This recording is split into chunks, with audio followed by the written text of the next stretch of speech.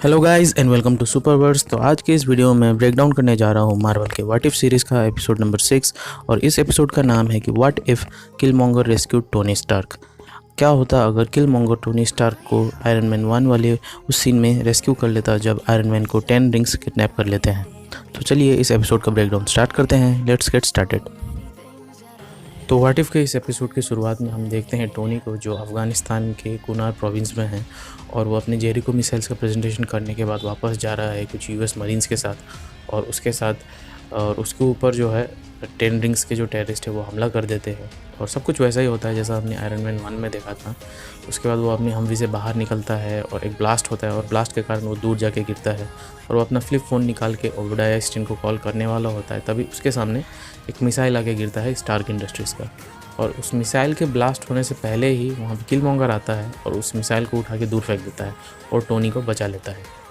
इसके बाद हम देखते हैं कि बैकग्राउंड में हम वॉचर की आवाज़ सुनते हैं और वॉचर हमें बताता है कि टोनी के बारे में है ना, और हमें एक मोन्टाज सा दिखता है किस तरह से टोनी आयरन मैन बनता है और इवेंचुअली जाके एवेंजर्स को ज्वाइन करता है और किस तरह से एंड गेम में वो अपने आप को सेक्रीफाइस करके पूरे यूनिवर्स को बचाता है। उसके बाद जो टोनी है वापस जाता है और एक प्रेस कॉन्फ्रेंस हेल्प होता है जैसा हमने आयरन मैन 1 में देखा था, और यहाँ पे कुछ रिपोर्टर्स टोनी से सवाल पूछते हैं और एक रिपोर्टर टोनी से पूछता है कि क्या इस एक्सपीरियंस ने आपको चेंज किया।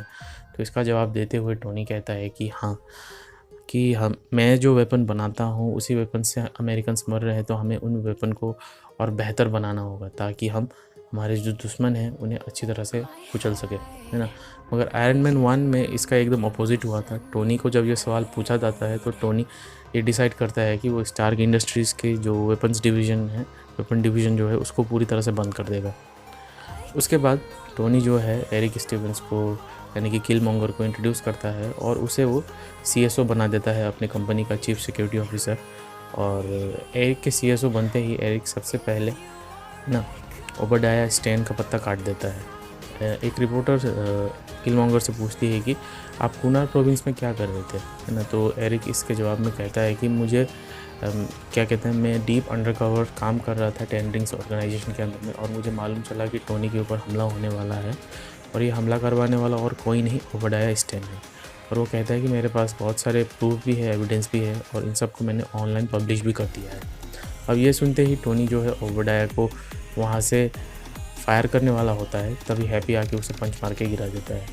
उसके बाद हम देखते हैं कि जो टोनी और जो एरिक है ये दोनों मिलके पार्टी कर रहे हैं, और जो टोनी है वो एरिक को जो ओबेडाया स्टेन का जो पोस्ट है सीईओ वाला वो भी उसे दे देता है।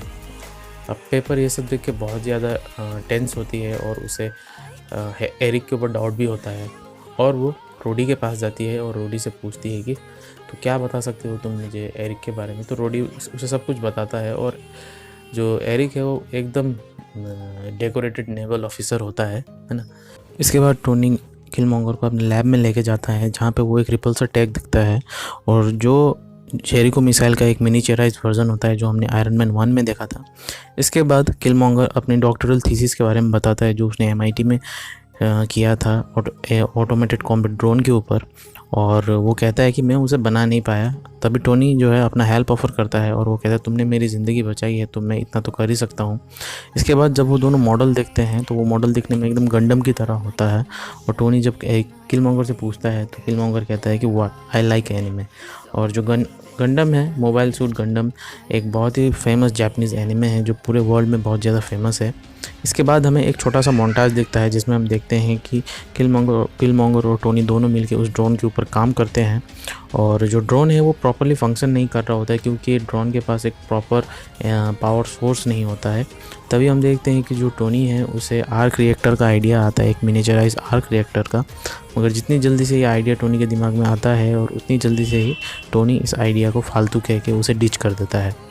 इसके बाद जो किलमॉन्गर है वो वाइब्रेनियम का आइडिया टोनी को देता है, और टोनी कहता है कि मगर हमारे पास इन्हें वाइब्रेनियम नहीं है, और किलमॉन्गर है वो कहता है कि अगर हम इसे आउटसोर्स कर सके तो बहुत बेहतर होगा। तभी जो किलमॉन्गर है वो अपना वाइब्रेनियम वाला लॉकेट दिखाता है, और यहाँ पे जो सीन हम देखते हैं ये सीन एकदम आयरन मैन 2 के उस सीन के जैसा है जब टोनी एक नए एलिमेंट को डिस्कवर करता है। इसके बाद किलमॉन्गर और टोनी का प्लान ये होता है कि वो क्लॉ का यूज़ करके वाइब्रेनियम को आउटसोर्स करके अपने ड्रोन के ऊपर यूज़ करेंगे। और क्लॉ से बात करने के लिए जो टोनी है वो रोडी को सेंड करता है। रोडी और किलमॉन्गर दोनों जाते हैं क्लॉ से मिलने के लिए। तभी हम देखते हैं कि वहाँ पर टचाला आता है और क्लॉ के जितने भी मिनियंस हैं उन सबको पीट देता है। और जो रोडी है उससे कहता है कि कर्नल, मुझे ये जो वाइब्रेनियम है जहाँ पे बिलोंग करता है वहाँ ले जाने के लिए दीजिए, ये वाइब्रेनियम वकांडा का है। तभी हम देखते हैं किलमॉन्गर वहाँ पे आता है और टचाला और रोडी दोनों को ही मार डालता है। और जो रोडी की बॉडी है वो यूएस चली जाती है और जो टचाला की बॉडी है उसे वकांडा लेके आया जाता है। और यहाँ पे हम देख सकते हैं किंग टचाका, सूरी और टचाला की मॉम को, और दूसरी तरफ हम यहाँ पे जनरल रॉस को भी देख सकते हैं। इसके बाद जब जो किलमॉन्गर है वो टोनी के पास जब वापस जाता है उससे मिलने के लिए, तो हम देखते हैं कि जो टोनी है उसे सब कुछ मालूम होता है कि किलमॉन्गर ने ही रोडी और टचाला दोनों का मर्डर किया है। और जो टोनी है वो किलमॉन्गर को कन्फ्रंट करता है और उसके ऊपर उन दोनों का ही बनाया हुआ जो ऑटोमेटेड कॉम्बैट ड्रोन होता है वो छोड़ देता है। और यहाँ पे हम एक बहुत ही अच्छी बैटल देखते हैं उस कॉम्बैट ड्रोन और एरिक के बीच में। और एरिक जो है वो वकांडन स्पीयर जो वो टोनी के लिए लाया होता है, उसी स्पीयर से उस ऑटोमेटेड कॉम्बैट ड्रोन को डिस्ट्रॉय कर देता है और उसी स्पीयर के हेल्प से वो टोनी को भी मार डालता है। अपने बॉडी पे बने हुए निशान किलमॉन्गर टोनी को दिखाता है और वो उससे कहता है कि ये एक एक स्कार एक एक किल के लिए है। मैं सोच रहा था कि तुम्हें यहाँ पे मैं जगह ना दूँ। इसके बाद वो टोनी के पास जाता है और वो उसे मार डालता है। इसके बाद हम देखते हैं कि जो जनरल रॉस है वो पेपर और हैप्पी से मिलते हैं और उन दोनों को बताते हैं कि स्टार्क इंडस्ट्रीज़ के अब जितने भी एसेट्स हैं वो यूएस गवर्नमेंट ने पैट्रियट एक्ट के अंदर सीज़ कर लिए हैं।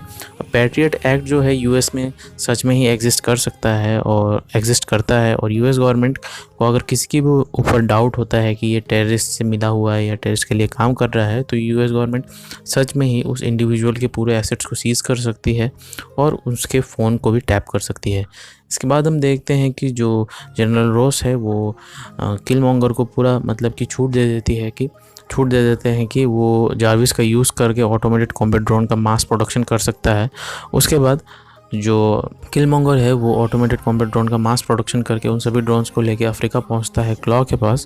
और फिर वो क्लॉ के हेल्प से वकांडा को ढूंढता है और जैसा उसने मूवी में किया था वो क्लॉ को मार डालता है और उसी के हेल्प से वो वकांडा के अंदर एंट्री लेता है। उसके बाद वो जाके मिलता है किंग टचाका, सूरी और टचाला की मदर से और फिर वो उन्हें पूरा प्लान बता देता है कि यूएस का क्या प्लान है और वो कॉम्बैट ड्रोन से वकांडा के ऊपर हमला करने वाले हैं बोल के अपना ही बनाया हुआ प्लान वो जाके किंग टचाका को बताता है और उनका भरोसा जीत लेता है।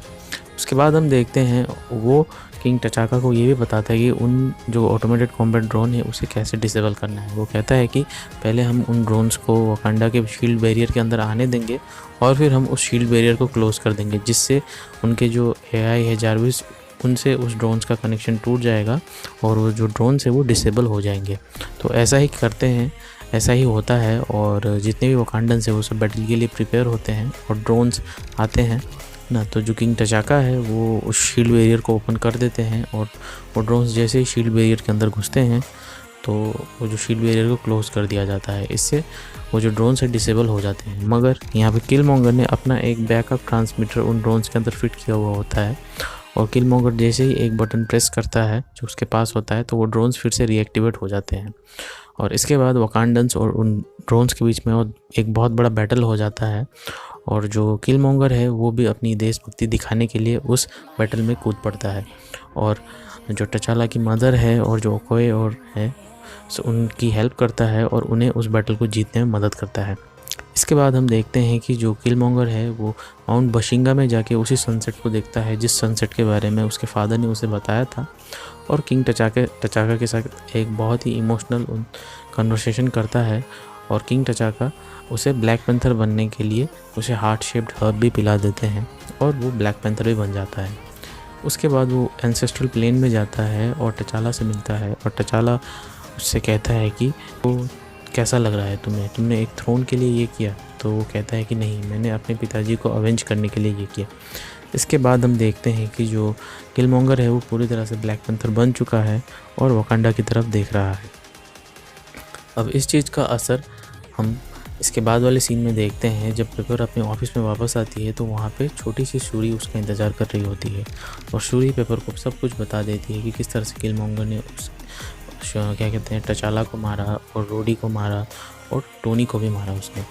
और जो पेपर और जो शूरी है ये दोनों मिल के किस तरह से अब किलमॉन्गर को हराना है उसकी तैयारी करने लगते हैं। और बैकग्राउंड में हमें वॉचर का आवाज़ सुनाई देता है और ये एपिसोड यहीं पे ख़त्म हो जाता है। सो गाइज़, ये था मेरा मार्वल के व्हाट इफ के एपिसोड 6 का ब्रेकडाउन आपको कैसा लगा कमेंट में ज़रूर बताइएगा। अगर वीडियो पसंद आया तो लाइक एंड शेयर ज़रूर कीजिएगा अपने दोस्तों के साथ एंड सुपरवर्स को सब्सक्राइब करना ना भूलें ऐसे ही सुपर हीरो से रिलेटेड कंटेंट के लिए। तब तक के लिए अपना ख्याल रखिए, खुश रहिए and thank you for watching.